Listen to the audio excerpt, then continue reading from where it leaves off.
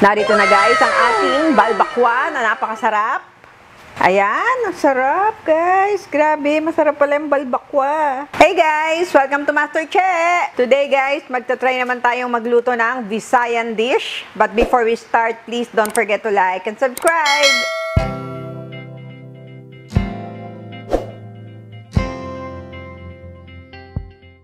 Magluluto tayo ngayon guys ng balbakwa.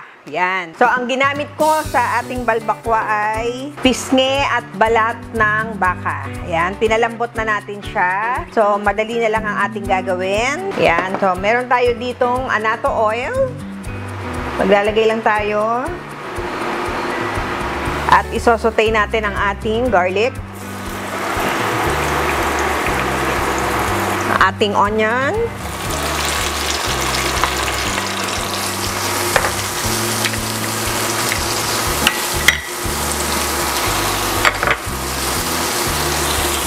Ginger,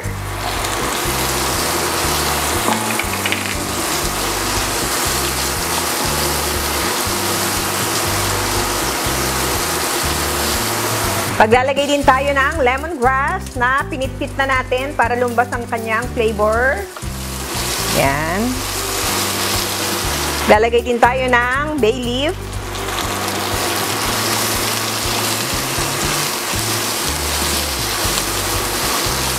Lagay tayo ng konting pepper.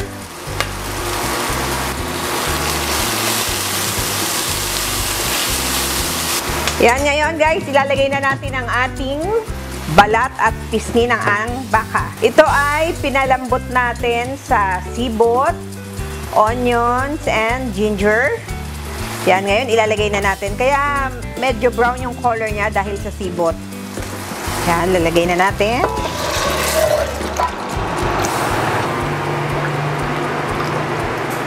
Maglalagay din tayo ng tomato sauce and black beans. Yan.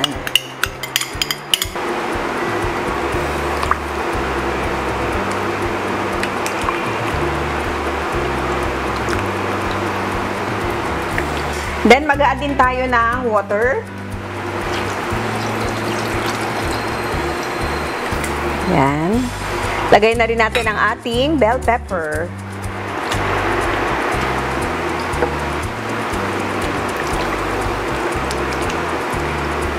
Yan, kita nyo, punong-puno tayo ng collagen.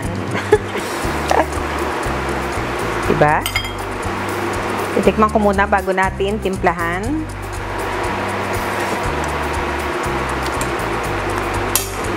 Wow, sarap. Pwede na tayo maglagay ng patis.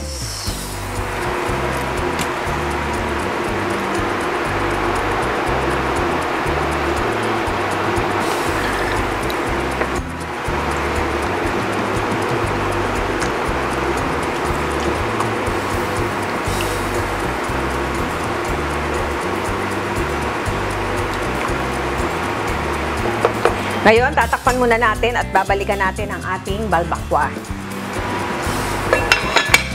A few minutes later. Ayan, ngayon guys, check natin ang ating balbakwa. Ayan. Maglalagay lang tayo ng siling haba at spring onion.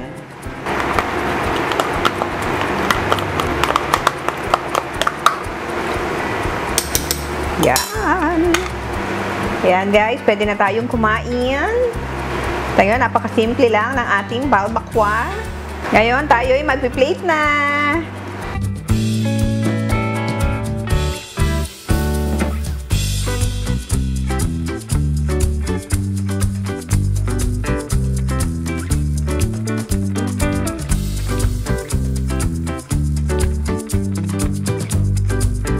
Narito na guys ang ating balbakwa na napakasarap. Ayan, ang sarap guys. Grabe, masarap pala yung balbakwa.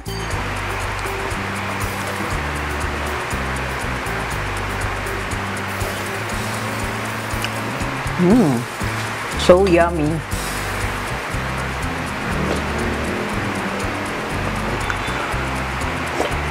Sobrang sarap, guys.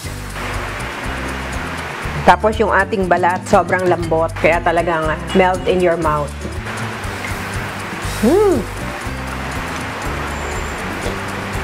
Bagay na bagay din siya sa tag-ulan. Kasi ang sarap niya higupin.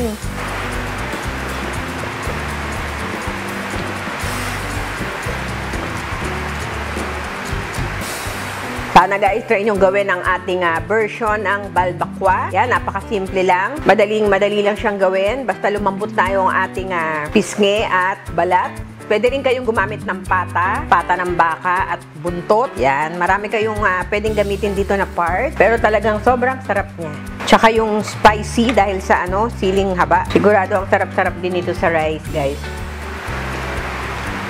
Sana guys, nagustuhan ninyo ang ating balbakwa. Try this at home. Napakasimple, napakasarap. And please don't forget to like and subscribe and click the notification bell para every time may bagong video ay mano-notify kayo. Thank you so much and see you again next week. God bless you all. Bye! Tara!